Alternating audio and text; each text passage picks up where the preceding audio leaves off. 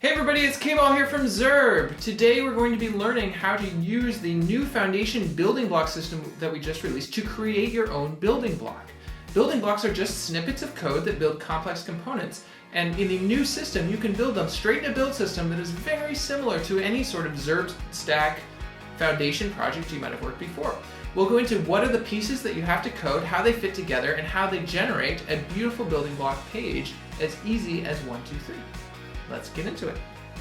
Okay, so let's get you building a building block. So the first thing to know is that the building blocks repository lives on GitHub. It lives under github.com/zurb/building blocks. And so to be building a building block, you're going to want to check that building block or that repository out. So I'm just going to go over and clone that down. Just takes a second, though installing the dependencies is going to take a little bit longer. So while that's going, let's look a little bit at what's in this repository. So this repository is built using the ZURB stack. So if you're familiar with the ZURB stack, you are already familiar with a lot of the technologies that go into this. It's built using Node.js, uses Gulp to process builds and things like that. Now we've taken the build system for the building blocks repository and taken it a few steps beyond what you might do on a typical website. But what that's done is made it really easy for you to create building blocks as code and have them generate these beautiful building block pages that are easy to use and easy for people to install from.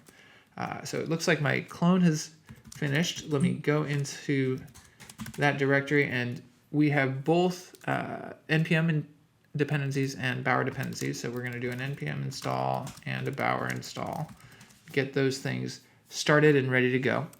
While that goes, I'm going to look a little bit more at the structure of the building blocks repository. So a bunch of top level stuff. What's going to matter for you is digging into the source. So if you're creating a building block, the directory you're going to care about is the source building blocks directory. And actually we can show that if I come back over here and go into demos building blocks. You can see that in the command line as well. Source building blocks. There's a whole ton of stuff in there. Every building block that is live on the site lives in a directory here. So let's pick one and just jump into it. In fact, let's see what's going to be a good simple one to dig into. I think the article card is a good one. So let's look into what's involved with that. So you can see in this directory, article card, we have an HTML file, a Sass file, a YAML file, and a .png. Let's actually step back and look for one that's got some more than that. Let's look for one that has some JavaScript involved with it.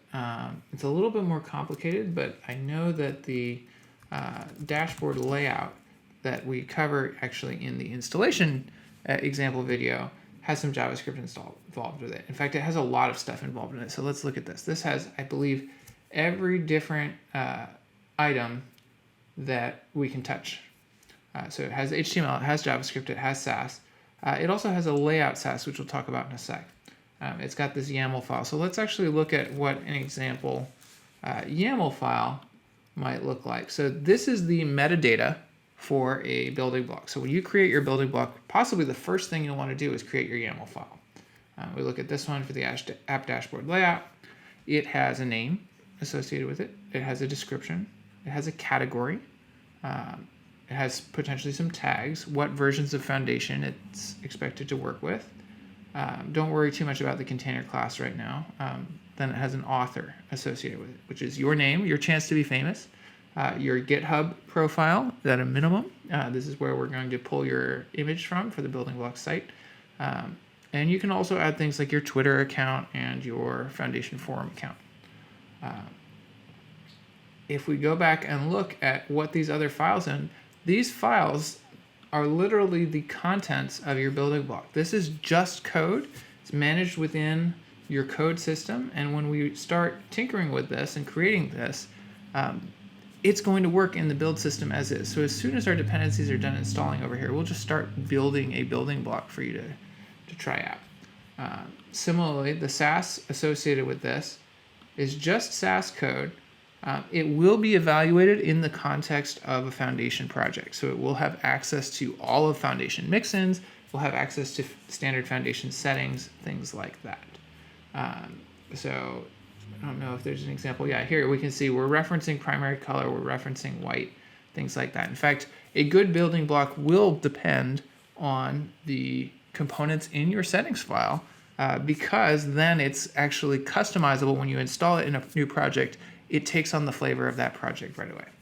Okay, so we finished installing our dependencies over here. Let's hop into creating a new building block. So I'm going to create a really silly building block for this example. In fact, I'm going to create a building block that isn't really much of a building block, but it's simple enough that we can use it for this example and get through it in good time. So source building blocks, I'm going to make a, what shall we make? Let's make a Yeti card. Source building blocks, Yeti card. So when you create a new building block, before we do anything, we should actually check out a branch. So we're going to check out a branch, new Yeti card. This is where we're going to do our work. When we're done and ready to submit, we'll actually submit this branch as a pull request, but we'll get into that in a later video. So we've got this new Yeti card, source building blocks, new Yeti card. Oh, we didn't create it. We created the branch. Let's create the building block. So now make dir source building blocks, new Yeti card. Now I'm a little old school. I'm doing this all in the command line, and I'll do my code editing with Vim. You could do this just as well in any project editor. You could do this using Sublime. You could do this using whatever code editor you use. So source building blocks, new Yeti card. And I'm going to copy a previous set of things just to get us started quickly. So let's copy, I think there's actually a basic card component here. So if I copy the basic card stuff into here and rename it all, so move all of these things to be my new Yeti card. All of the files should be named the same as the directory. So the foundation building blocks structure is creating static websites based on these files. It's all file driven, and so the naming conventions are really important. So I want all of my components here to be named the same as the directory. So new Yeti card.html. I want to do the same thing with YAML. I want to do the same thing with SAS. I'm going to get rid of the PNG for now. So I've got these things involved. For my YAML file, I'm going to take this and give it a name, new Yeti card. I'll still call it a card and content for tags. We're going to description, a card for Yetis.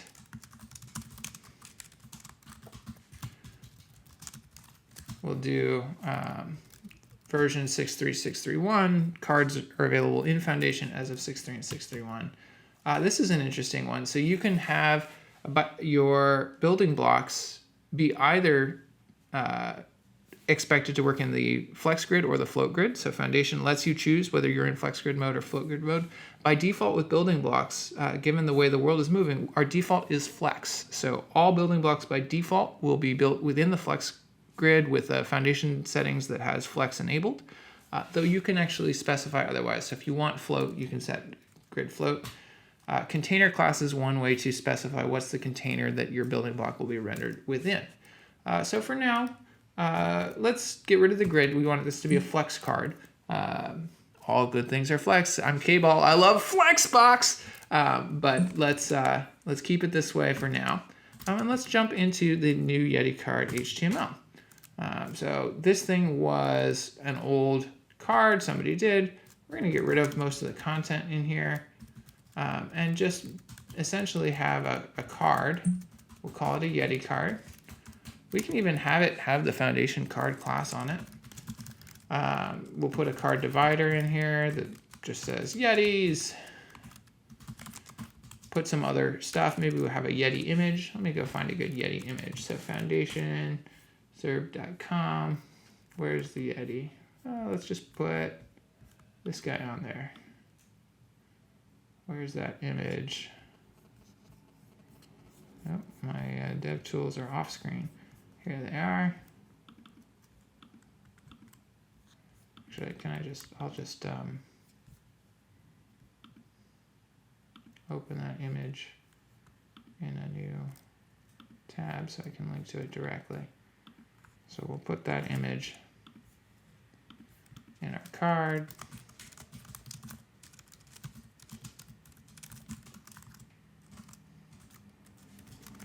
And let's blow out the sass for now. We'll get rid of it. We'll just put nothing for now. Let's look at how this thing actually ends up building. So I mentioned this is a ZURB stack project. I'm going to go to a new tab. Am I in the right one? Demos, building blocks. The way that we run our project is we run npm start. This is going to start a dev server. It actually does a quite extensive build. So you'll see as this goes through, it's going to do a bunch of different tasks. It's checking Git logs to put timestamps on. It's doing all sorts of metadata analysis, things like that. So this build is pretty extensive. However, it's also pretty fast, especially once it gets going. So once it goes, it'll actually rebuild quite quickly. This is compiling all of the building blocks in our system and getting them ready to create a flat file structure, just like any Foundation Stack project. And unfortunately, like any current Foundation Stack project, the JavaScript is the slowest part. That should speed up in Foundation 6.4, but we'll get there. Okay, so we now have a local version running of the building block site. This is everything. It's got all of the building blocks that are there. There's no backend or data necessary. All of these are static files that are generated. The whole backend is the file system. So let's search for the one we just put in, Yeti card. All right, here we go. It's already there by ZURB demo, new Yeti card. There's no thumbnail. That's where those PNGs are going to come in. But let's actually go in, and we can see that the code we've been working on is already in place and creating this page. You can see that there's HTML, there's Sass, no CSS because this is empty, it's not generating anything, and the JavaScript is empty as well. That's it. To create a building block, all you have to do is put, oops, I killed my server by accident, but is put code into the right places in the system. So just as a reminder where we are, we went into source building blocks, we created a new Yeti card folder, and now we're creating new Yeti card, Sass, and JavaScript in there. So if we were then to update this, it's going to take a while because I killed my server, so it'll refresh. But say we were going to make this thing, let's just give it a max width. So max width, 400 pixels. We'll wait for this to finish so you can see the live reload. This is using browser stack, also like any sort of ZURB stack project. So it will actually live reload.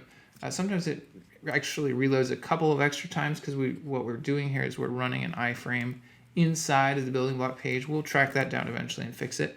Though since this is open source, if you want to track it down and fix it, you are absolutely welcome to. But when we save and update, what happens is it reruns some build pieces, rebuilds the appropriate stuff, and then reloads the browsers. And you can see that our max width is in place here. Our code has already been updated, and the CSS we're generating is updated to do it. If we were to add some JavaScript, let's add new yeticard.js. Oh gosh, what will it do? So maybe on, we have jQuery available because we're in Foundation. Foundation depends on jQuery. Maybe when you click on new Yeti card, we're going to throw an alert.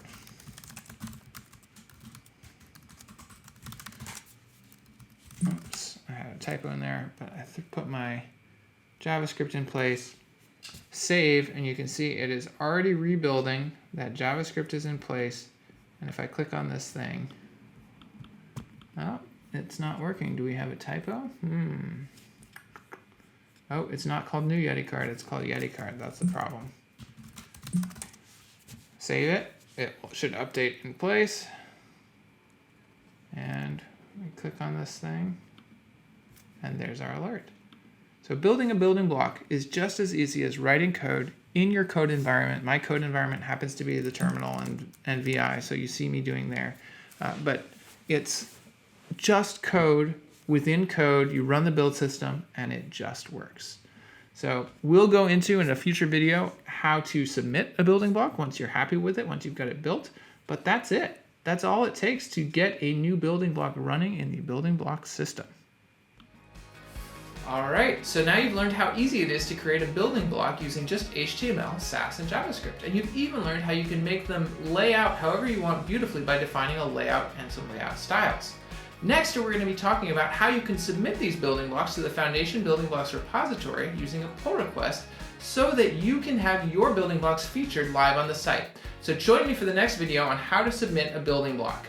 See you there!